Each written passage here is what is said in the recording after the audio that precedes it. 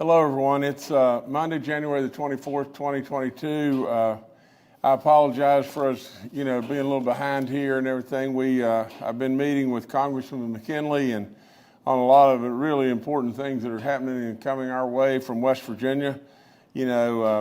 Infrastructure possibilities, and whether it be broadband or roads or whatever, and a lot of stuff to talk about. And so again, I apologize for being a little late, but we've been meeting over at the mansion and it ran over. But regretfully, we've got 36 more deaths. It's a whole heck of a lot better than it's not 110 or something like that, but still it's terrible, and so again, I always ask for your prayers. I mean, these are good people. We've lost good, great West Virginians, and their families, they need you. They need you bad right now. And if you could reach out, if you know them, if you could reach out, please do so. And if you don't, if you could just reach out in prayer, some way, somehow, they'll know that too. And but the 5,610th death in West Virginia is a 64-year-old female from Ohio County. The 5,611th death, an 82-year-old male from Berkeley County. The 5,612th death is a 96-year-old male from Brooke County. The 5,613th death, a 50-year-old female from Berkeley County. The 5,614th death, an 83-year-old male from Wetzel County. The 5,615th death, a 79-year-old male from Cabell County. The 5,616th death, a 78-year-old male from Grant County. The 5,617th death, a 75-year-old male from Ohio County. The 5,618th death, an 82-year-old male from Monongalia County. The 5,619th death, a 65-year-old male from Mineral County. The 5,620th death, a 66-year-old male from Lewis County. The 5,621st death, an 84-year-old female from Wetzel County. The 5,622nd death, a 79-year-old male from Raleigh County. The 5,623rd death, an 87-year-old male from Jackson County. The 5,624th death, a 71-year-old female from Mineral County.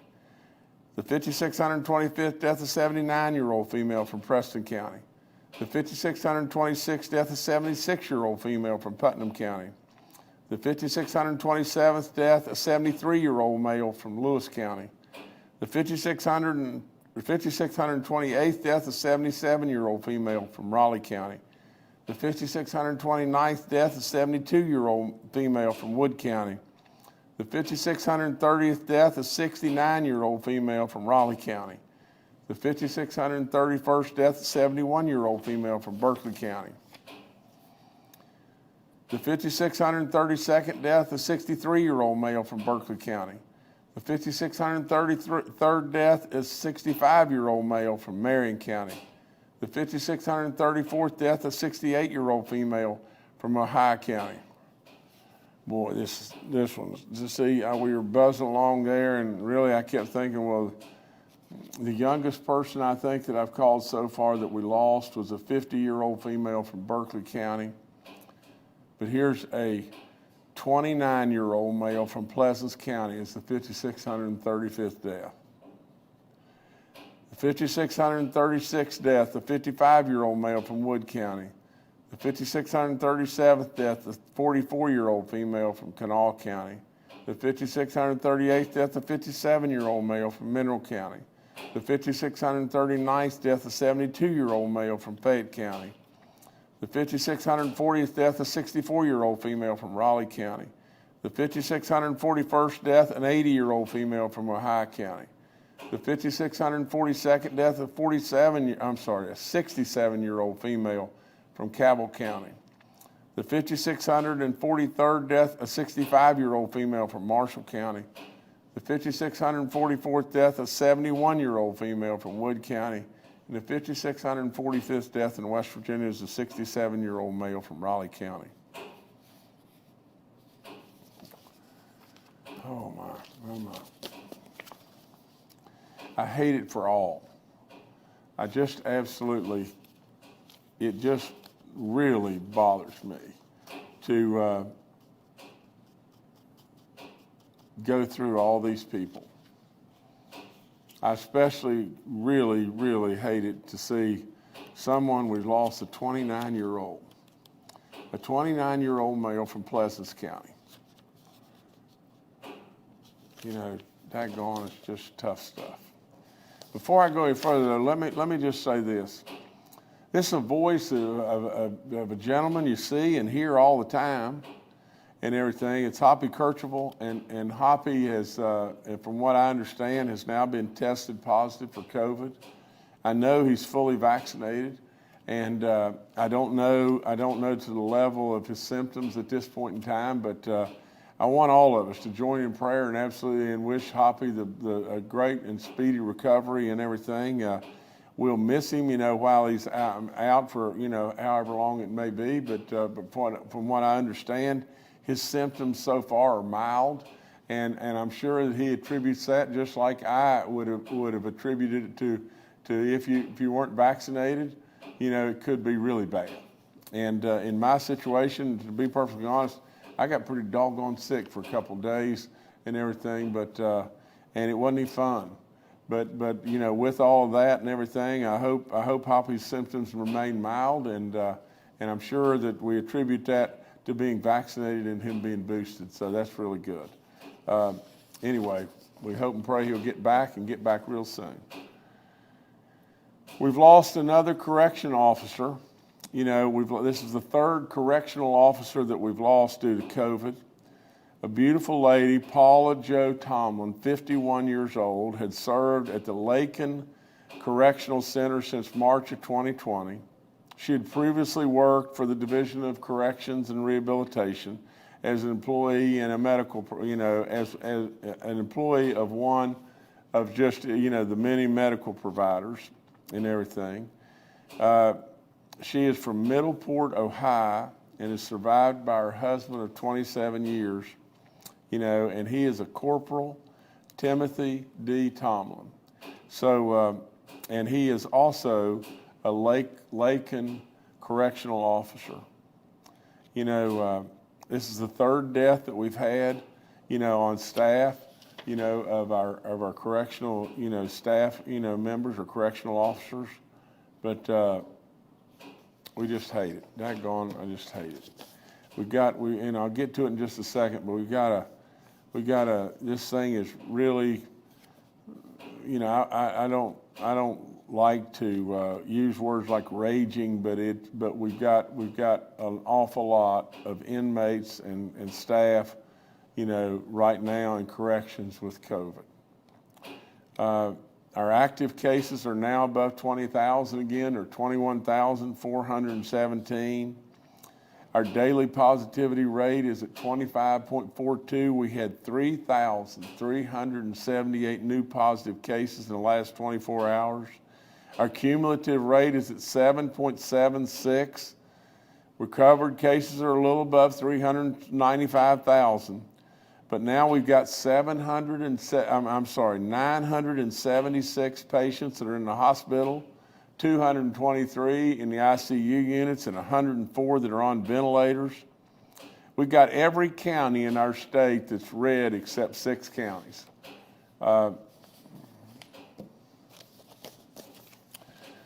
Dr. Marsh, our coronavirus czar, the guy that we depend on with the knowledge, and you know, and all the people around him, General Hoyer and Dr. Amjad and Secretary Crouch, and on and on and on.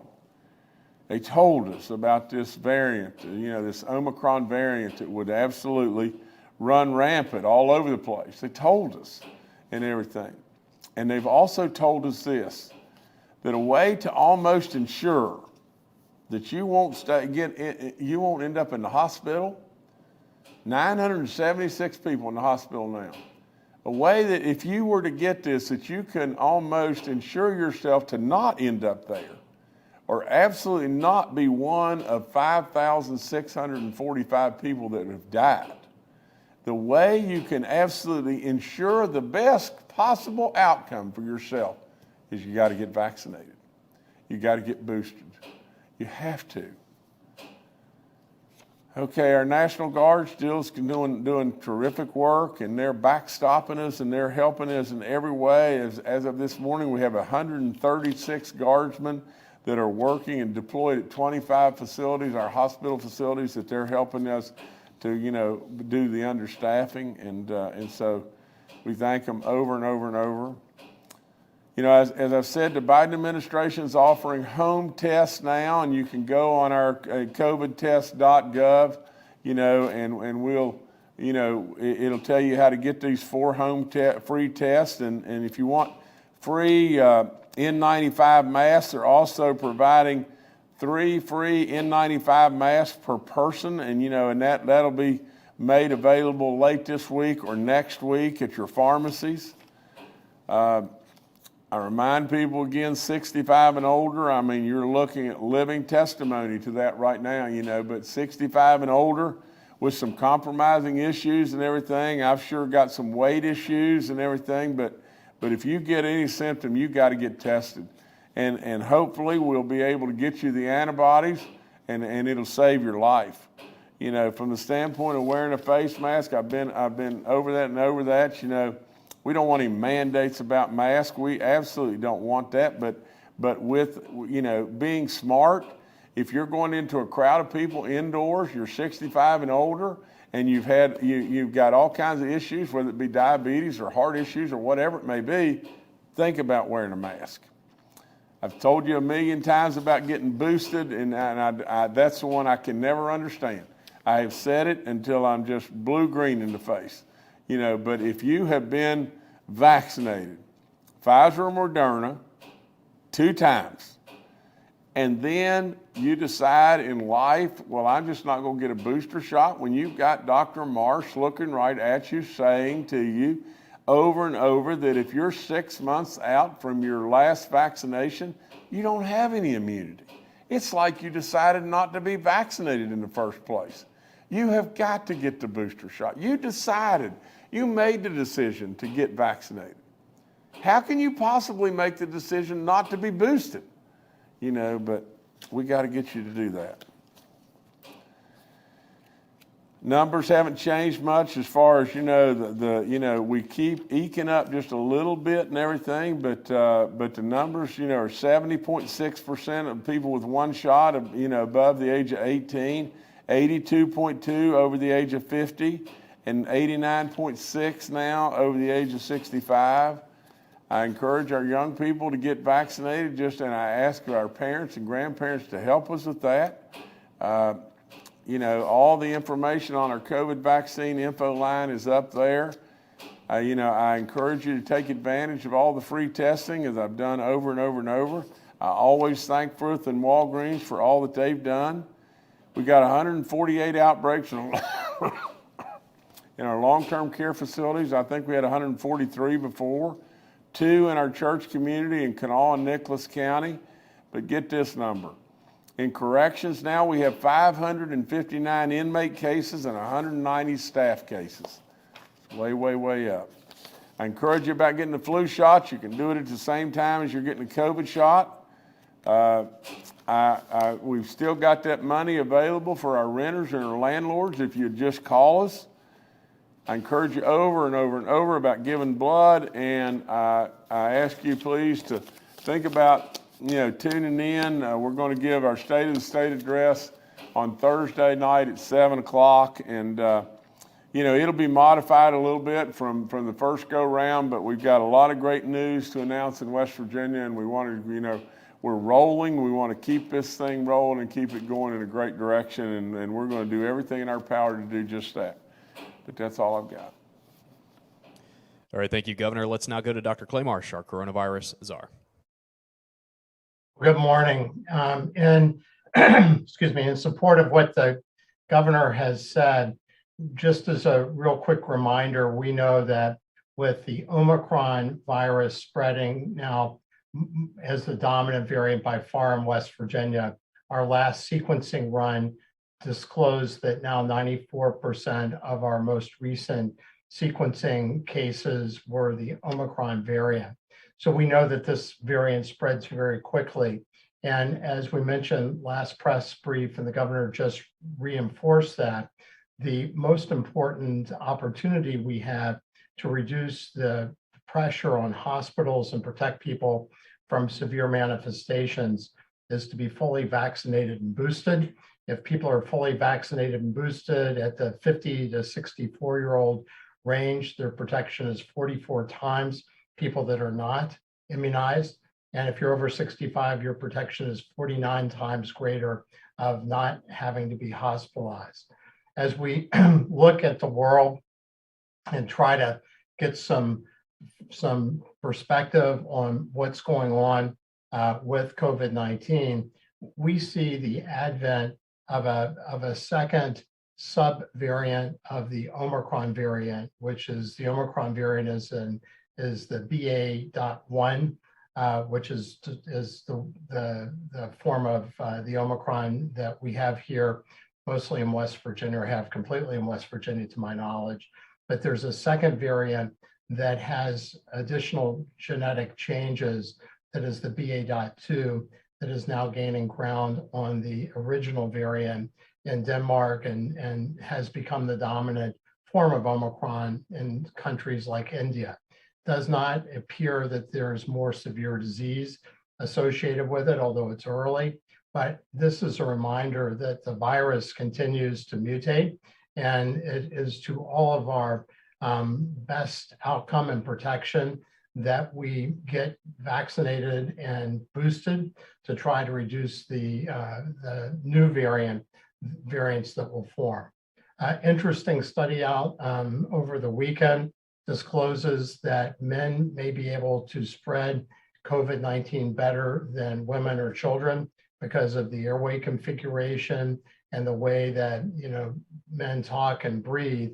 But if people, women or children, scream or sing, then their production goes up over men. So it just reinforces the idea that in environments where people are going to be yelling or singing, that everyone can spread the Omicron variant of COVID-19. And it's important for us to consider wearing a high quality mask in those situations, both to reduce the amount of aerosols and droplets that are produced from somebody who may be asymptomatic and spreading COVID-19, and also for people who may be in that environment who would be protected against a high quality face mask. Otherwise, we are seeing the new cases in COVID-19 start to reduce in some of the more urban parts of our country where COVID-19, the Omicron variant, hit us first: New York City, Washington, D.C., some places in the Northeast. But it is important to recognize that the death rate has now climbed to almost 2,000 deaths a day on a 7-day rolling average. And that's the most since the beginning of the pandemic. So although there is some evidence at a person-to-person basis that Omicron might be less severe than Delta, the Delta variant, we know that overall the deaths are now going up, which is the last lagging indicator related to initially the RT value goes up, then cases go up, then hospitalizations go up, then severity of hospitalizations go up, and then deaths go up. And remember, West Virginia is tracking about 2 to 3 weeks behind a lot of places, and maybe a month to 6 weeks behind some of the very earliest places related to this current pandemic. Our hospital beds continue to go up in that 970 range. And for us, really, really important as we see staffing reduced at hospitals and healthcare facilities because of people getting infected with the Omicron variant themselves. Some people just getting tired of the daily challenge of seeing so many people sick and seeing so many people die.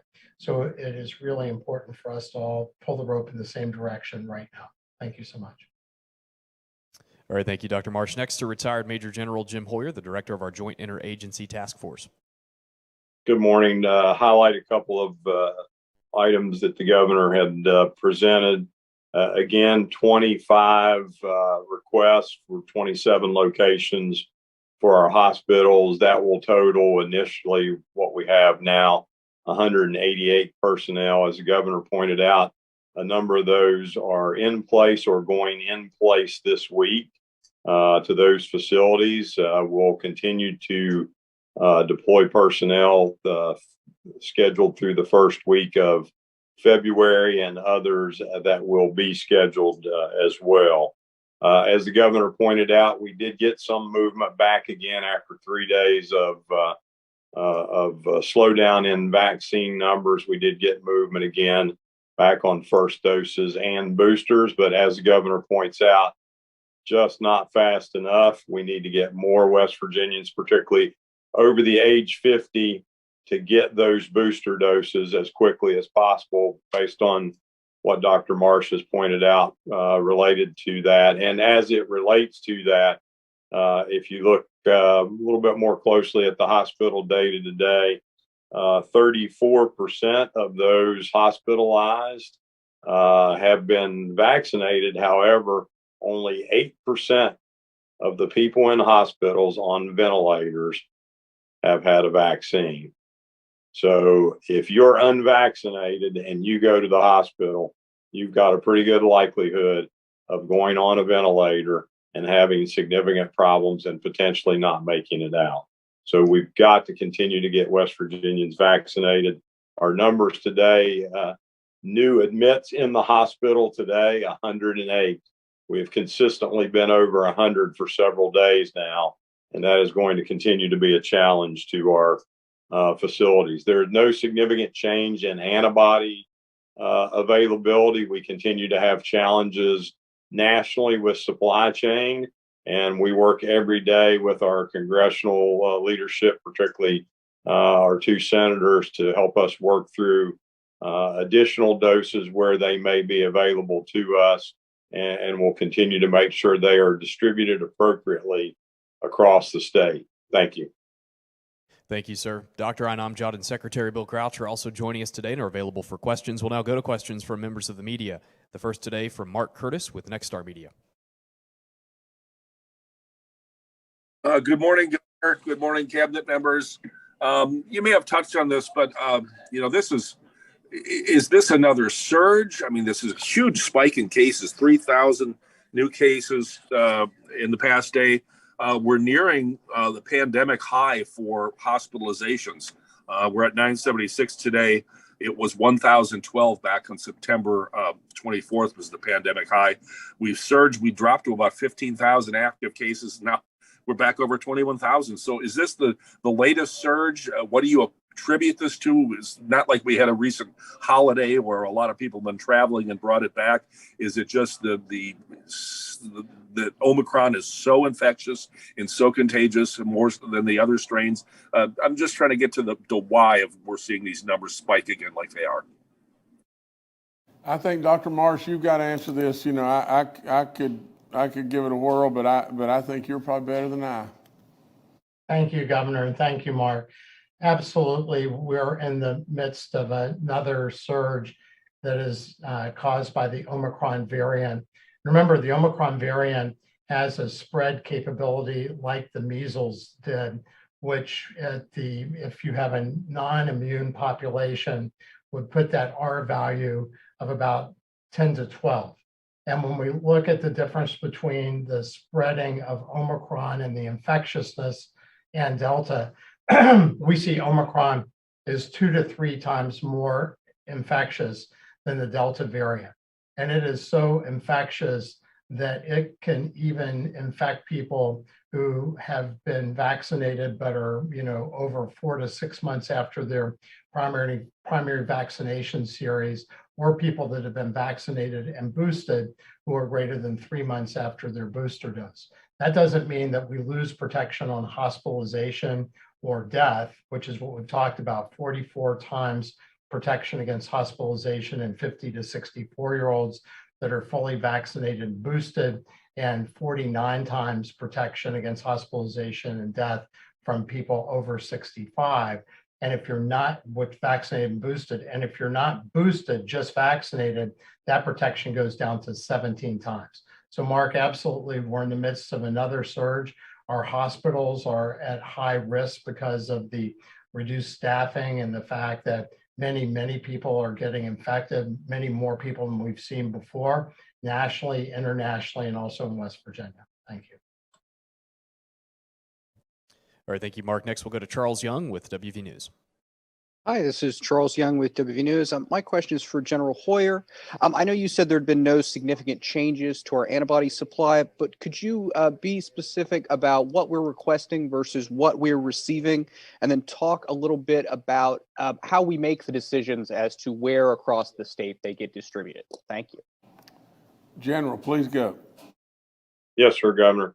So, Charles, we get about half of the total amount that we request, and what we do is a couple of things. Is we have some facilities that can order directly, such as hospitals, and then we will take a central supply and make those available to be able to move around the state when we have surges in specific counties or challenges that may occur within particular locations across the state. It takes a team of a couple of folks within the interagency task force every day, about a full day, to continue to watch across the system and manage those movement of supplies across the system. Thank you. All right, thank you, Charles. Next, we'll go to Kenny Bass with WCHS and Fox 11. Hi, good morning, everyone. Thanks for taking the question. Dr. Marsh, have you read and do you have any reaction to an Israeli study that came out late last week, which indicated that even though the Israeli population is heavily vaccinated and has gone on to the fourth booster, which we've requested, but I don't think have received approval yet because I haven't heard anything about it, that they determined that natural immunity was actually more effective than the fourth booster? That for people who had gotten COVID, that their antibodies and the body's natural immune system was functioning better than the fourth booster shot did.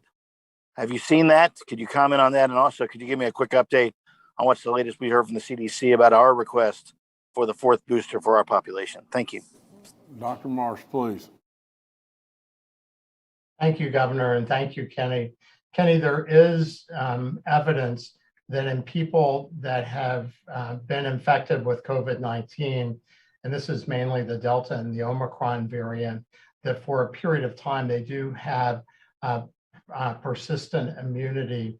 And in fact, people that are infected and recover during at least the first 60 days to 90 days may well be better protected than people that are vaccinated and have never gotten COVID-19. But that also includes people that will die of COVID-19. So trying to get at that immunity can be problematic for at least a number of people. And as I said, we're seeing about 2,000 people die a day on average in the US, which is the most we've seen since the beginning part of the pandemic. That's a 9/11-like death event every 2 days. And we also know that vaccination is great protection for the most vulnerable part of our population. I think that there is debate, and there has always been debate about, if you're younger and you have been infected and you have immunity, whether or not the vaccines are as beneficial for young people who have lesser risk of dying from COVID-19. But I think what we see today, particularly with our children, is that with the Omicron variant, there has been a significant uptick, about twice what we had seen before as far as hospitalizations. So I think that we certainly do know that natural immunity to a variety of different infections does give us immunity, which is important. And certainly in people that have recovered from COVID, that is a potentially positive thing. But unfortunately, a lot of people that choose to get COVID or that get COVID and don't protect themselves with the vaccination succumb to the consequences of COVID-19.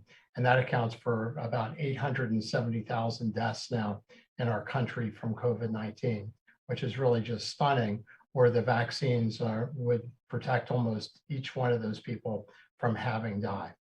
When it comes to the answering the request from that we made to President Biden and FDA CDC, to my knowledge, we have not heard a response. And when it comes to giving the last booster in Israel, what they saw was, and this has also been seen in the UK, I believe, that the boosters are not sufficient to stop the spread of the Omicron variant, given its highly infectious nature. And we're still waiting to see, as we anticipate, that the second booster will help reduce the severity of consequences in people that are farther out, 3 to 4 months from their previous booster and who are highly vulnerable age or medical illness wise. Thank you. All right, thank you, Kenny. Next, we'll go to Jess Mancini with Ogden Newspapers. Thank you very much for taking my question. I'd also like to join the chorus to wish Hoppy a swift recovery. The question is there a number of hospitalizations when they reach a certain point when medical treatment for other emergencies is affected, such as a heart attack or a car accident or other medical issue? And do you anticipate that we'll ever get to that number? And when? Thank you. I think Dr. Marsh and General Hoyer can answer, but I'll let them answer. They know better than I, but I can tell you that we're already at that number, in my opinion. I mean, I know of a situation that just happened. A great friend that had a stroke, and there was lots and lots of people in the hospital, and lots of COVID situations, and it was surely more cumbersome. Let me say that. But General, why don't you go first, and then Dr. Marsh, please. Yes, sir, Governor. So, Jess, we are at that point now. We have a number of our hospitals that are operating at crisis standards of care right now.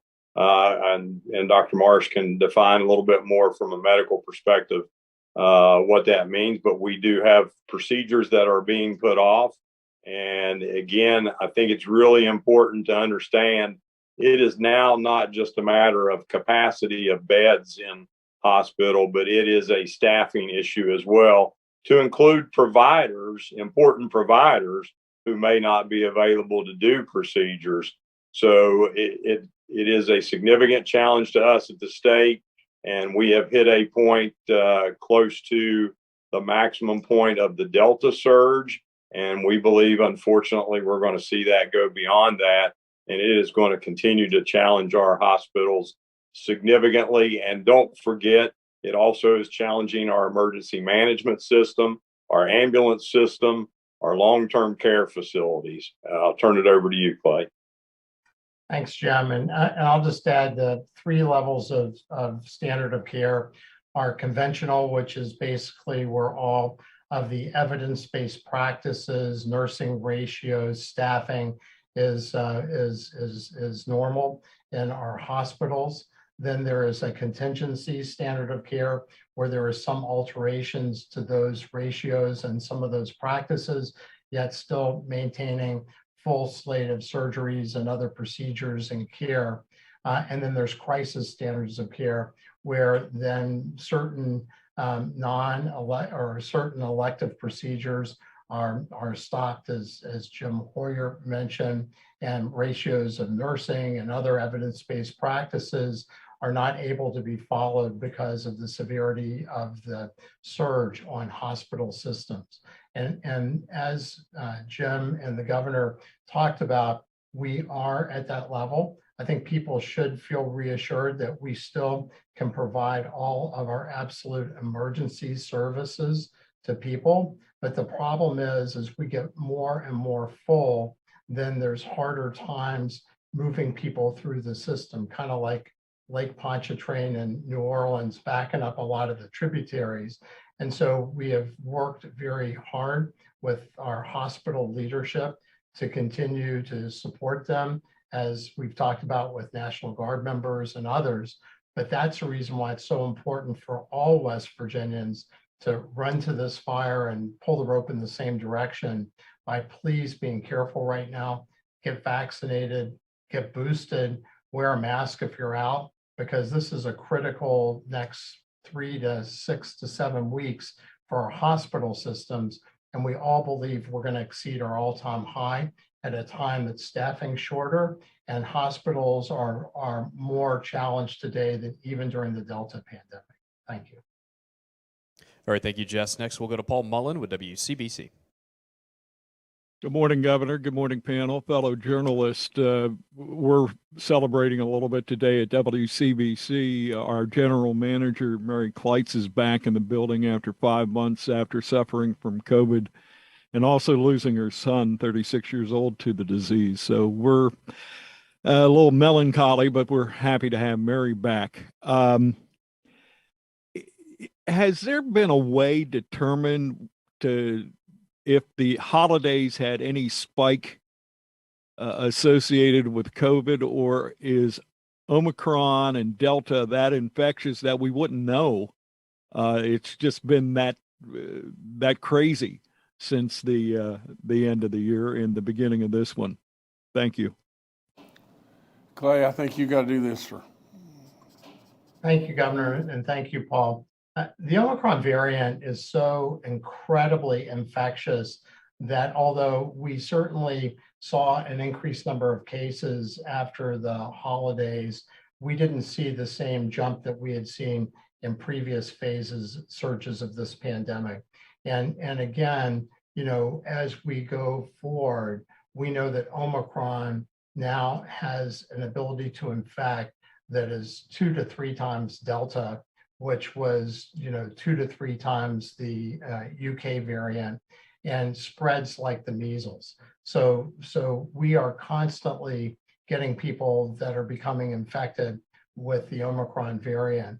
And as we talked about, you know, when you're around other people, that up in South Africa, up to 40% of people who were found to have Omicron were relatively asymptomatic.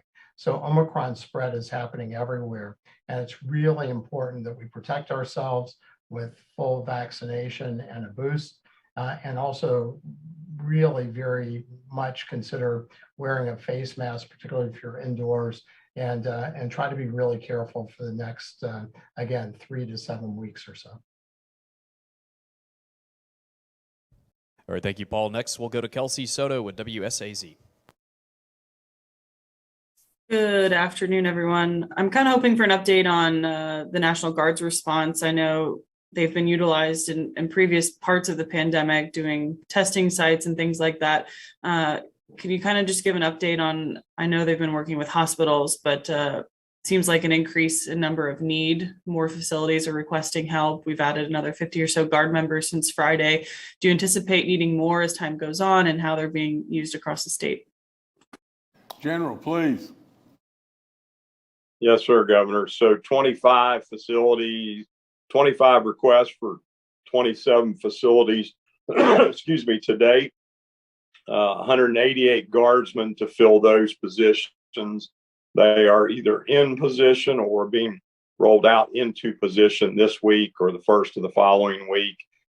We have projected through our tabletop exercise up to 350 guardsmen needing to be utilized across the system, and they're providing support for everything from transporting patients to x-rays or procedures, and providing screening support in the entries to the hospitals, anything to relieve pressure off of providers to be able to go do direct patient care. Thank you. All right, thank you, Kelsey. Governor, I'll turn it back to you. Okay. You know, I take notes all the time, and right here you can see all the notes that I'm taking from just the experts and listening to them. I really want you to really listen, and maybe this message will only get to one person. And if it changes one person's opinion or viewpoint, and it helps one person, it's enough. But I'm telling you, it's frustrating. That's all there is to it. You know, I truly believe, and I believe with all in me, that it is your choice. It is our freedoms as to whether or not we want to be vaccinated or not vaccinated. I get all of that. I get that through and through. But can you imagine if you really believed that, how difficult it is to be here and listen to all of us say over and over and over, you got to get vaccinated, you got to get vaccinated. And really and truly, we cling to the fact that we know that every day that we say this, somebody else comes across the finish line. Somebody else gets vaccinated. And a few thousand, is really meaningful. A few hundred is meaningful. One is meaningful. And from all of that, I wish to God above in every way that I could tell you something else that we had in the toolbox that would help you. Now just listen to this and listen just a few seconds here. Through life, all of us have been told things like as children, maybe don't go over close to that old well because it's really dangerous and you could fall in, and if you fell, it's 80 feet deep and it could very well kill you. Don't go over there. And yet 36 people today, 36 people have probably gone over there. From the standpoint of General Hoyer saying to us that 8% of the people that are vaccinated are on ventilators in the hospital. 92% of the unvaccinated folks that get COVID are the people that are on ventilators, 92% of them have never been vaccinated.